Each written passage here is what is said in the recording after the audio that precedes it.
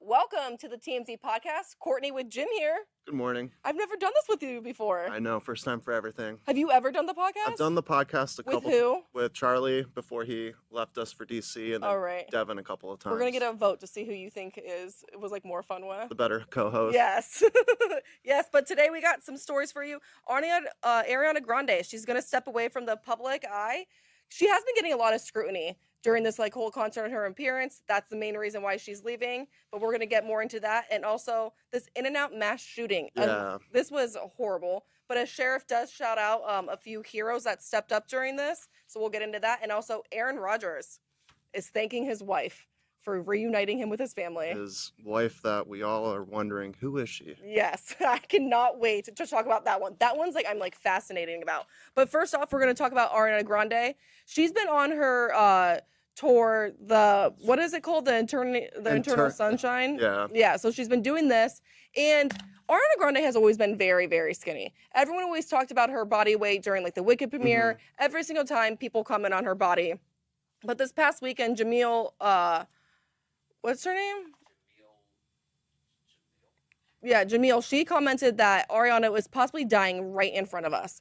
And that is a very harsh thing. She went to her concert and was like, I know this like might not be good. It might not be good for Ariana's mental health, but I just have to feel like I have to do this responsibility. Does Ariana have anyone around her that's looking out for her? And also all the little girls that look up to her. Mm-hmm. I will say, putting on these concerts, putting on a tour, takes like, you need to be in a good place mentally and physically to be able to do them night after night after night.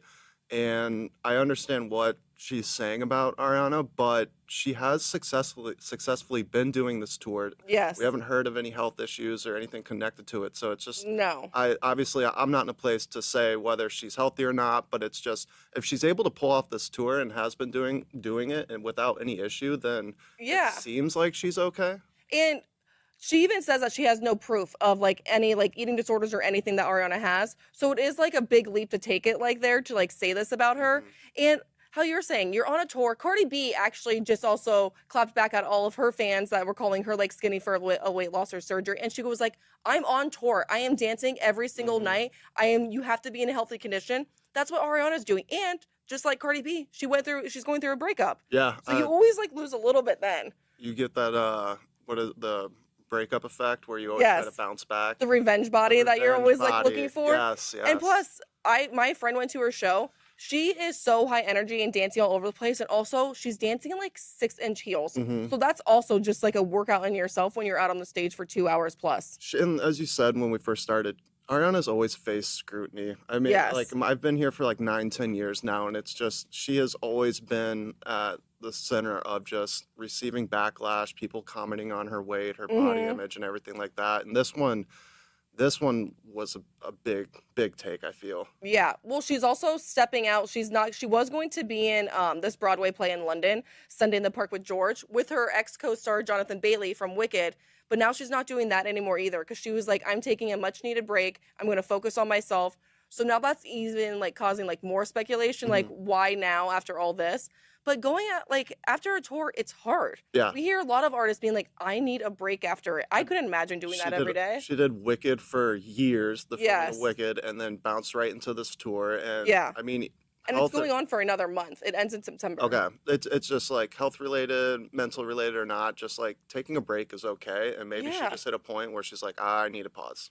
Well, she was also, how you said, Wicked. She was in the studio recording this entire new album. The girl's been doing a lot. Like, give her some grace. I completely agree. It's so much. But I do wonder, because she has the movie Meet the Fockers 4 coming out in November. Okay. I wonder if she'll be doing press for that, because they're saying during this hiatus she's not doing anything, like no red carpets, nothing. Ooh, that'll be interesting to see if she comes back by then, or if this is going to be an extended. Well, and award season will be coming up. That's usually at the beginning of the year, Yeah, so it's like, when will she like get all of her like stuff? We'll but see. I hope she's like doing well. She's always been a tiny girl. Yeah. She's always been like very skinny, and I know like in the music video, she like you could like see like her like chest and everything. But people were even talking about that during Wicked. Yeah. But I don't know. Hopefully she's healthy, and her new tour is doing amazing. Like, people love her new album. It's really good. I've listened to a few of it, not as much as Taylor, but it's still really good. On to a more serious thing. In-N-Out mass shooting. This was very jarring to wake up to on Saturday. Yeah. A 24-year-old Chad Williams, he opened up fire in a In-N-Out parking lot, and 3 people are dead, including him, and 7 others are injured. And this video here, you see him with a massive, large rifle getting out of like a white trunk, and then that's the shooter. Oh, because the white trunk is the actual shooter's car. Because there's video of him going into the white trunk and pulling out the rifle. That's why I thought it was him, because that is his car. But 2 bystanders that were actually in the parking lot. One was Jordan. He was just there with his girlfriend. He actually had a pistol on him, and he got out, started shooting. Another off-duty cop was also in the parking lot. He got out, also started firing back at him. And the sheriff is calling them both heroes because it distracted him, got him out of the area. And then eventually the cops found him dead with an inflicted gunshot wound. But they are saying that these 2 men stepping in and distracting him saved so many other people's lives. And I would have to agree with him. I don't see how it couldn't have. Yeah, and we were talking before we started. Mm-hmm. We obviously seeing what's going on and like people filming this. Like, yeah, you like when there's a shooter, you want video, I guess, of it. But these 2 guys stepped in instead of pulling out their phones first. Yes. These guys stepped in, were heroes, got involved, did what they thought was right, which obviously the sheriff said that these guys are heroes, so they did the right thing. Yeah. But all the camera angles of this shooting, it's just either go run and protect yourself or I guess do something. Yeah. Help. Like I couldn't. Yeah. How we were like I couldn't imagine just sitting in the car and watching this guy walk up with a large rifle and start shooting into a car and just filming it. Yeah. It's like I feel like my instinct would kick in. Like you would want to do something. You would want to help these people, and that's what these 2 guys did. Yeah. And they were on the scene before the cops were, so it's very lucky that they were there, and that they stepped in and had that instinct, and were able to make that judgment. Yeah, I completely agree. Very.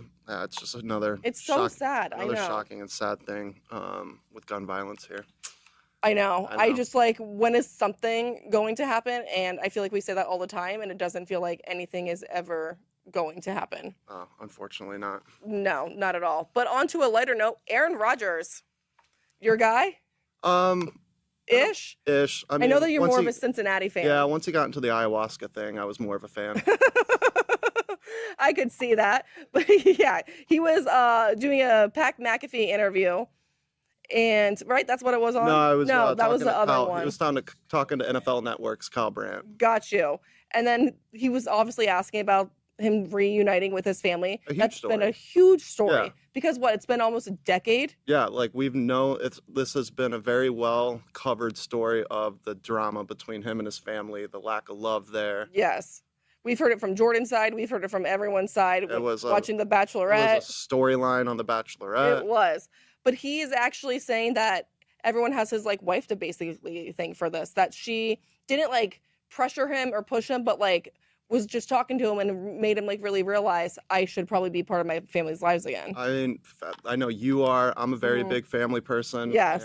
But with my parents and my siblings, and not usually, but sometimes when you have a new partner in life, they can open your eyes or give you perspective on things where okay, maybe the family relations is an important thing. And it is. And it also made me sad because when he was talking about it, he was like, yeah, it was so nice to see my mom and dad, my brother and his amazing wife and their 2 kids. I finally got to be an uncle. The fact that you're saying you just finally got to be an uncle is so sad. I know. I love my nieces and nephews, and not being in their lives, I couldn't even imagine it. And now he's got to make up for it. He's got to be the cool uncle, buying the cool gifts, and hopefully they all have birthdays coming up because he's got a lot of apologies to make up. But he also, I feel like he very put a big exclamation point on it when he was like, I'm talking to everyone in my family. Because when he did the carousel on Instagram, there was no photos of Jordan. And everyone was like, he's still not talking to Jordan. That was the big divide in the family. And I feel like him saying everybody is making everyone be like, oh, it is also Jordan. We may have not just saw it, but he is talking to them. Yep. And he was like, I really don't want to talk about it that much still, but we are talking and everything. And he's always been a private person. Yeah, he's a very private person. But he's going into what he says is probably his last year in the NFL with the Steelers. And it's got to be his last year, right? Yeah, I think so. It's got to be. I thought that this past year was going to be his last year. But I think as he's entering you know, getting out of the spotlight in the NFL, he may start revealing a little bit more personal, like, side of things, just family, what he likes, and it'll be an interesting year as more is revealed, I think, about Aaron Rodgers. Yeah, definitely. Coming from him. Especially, like, retiring. What, he's only 41? Only 41? Well, I'm just saying, if you retire at 41, that's a good age to retire.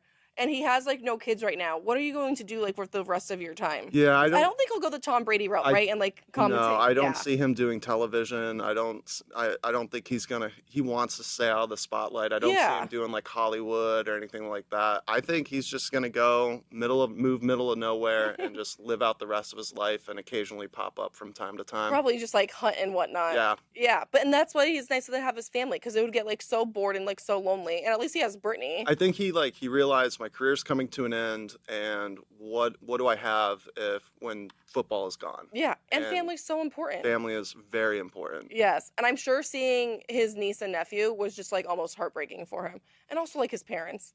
Yeah, I couldn't imagine not having a relationship with my parents. No, it's so weird. And they were, like, seemed so happy when they all went to his high school, like, Hall of Fame and everything. And you know, in the one photo when his mom's, like, hugging him, it's like she never wants to let go. It was, like, years of, Yes, like, she's squeezing on, like, so tight. It was like, I'm never letting... It was so sweet, and that's probably all that she's ever wanted.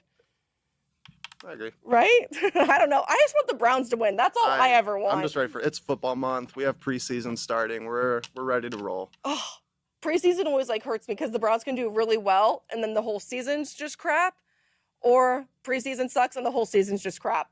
So it's like I just need these, like, little games to, like, do well. Yeah. I know. I got to pick my game I'm going back for.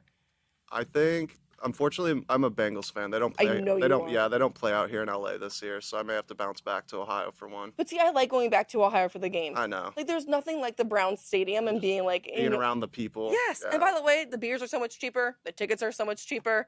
I think even including the flight, it's still cheaper to go back home and do a football experience. I know. Tony, are you reading the comments? Taking Branson's spot. Where is Branson? He had to step out today. Did he? Yeah.